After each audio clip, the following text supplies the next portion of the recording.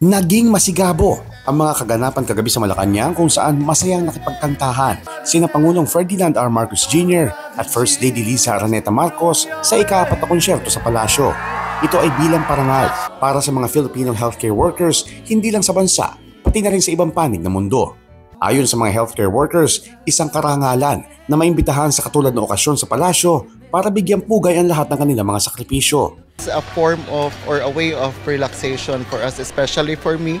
I came from a faraway province in Mindanao po sa Misamis Occidental, and I felt honored po na in Misamis Occidental nabigyan kami ng pansin. So masaya, nakaka-relax kasi it's a one of a lifetime experience for me especially po. Ako po ay nagagalak at proud at honored na naimbitado dito sa konsyerto ng Malacanang po. Tampok sa concert ang ilang pagtatanghal mula sa ilang international and local artists, katulad ni Concert King Martin Rivera, Douglas Nieras Power Dance Group, Garrett Bolden, Brennan Espartines at iba pa. I'm so happy that Malacanang and the President and the First Lady support this, the unsung heroes, because they do so much for us. They're there when we need them. They save lives.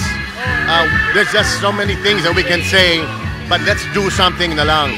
So we sang for them, we honor them tonight. Gayun din ang ilang local performers gaya ng Aita Brothers na nagbibigay inspirasyon sa lahat ng indigenous people.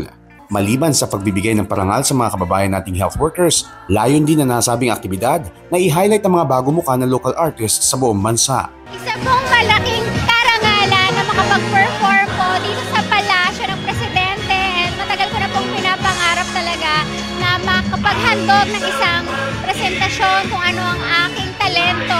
Matatandaan na ang nauna na 3 konsyerto nito nakaraang taon ay inihandog para sa mga sundalo, guro at mga atletang Pinoy. Josh Garcia para sa Pambansang TV sa Bagong Pilipinas.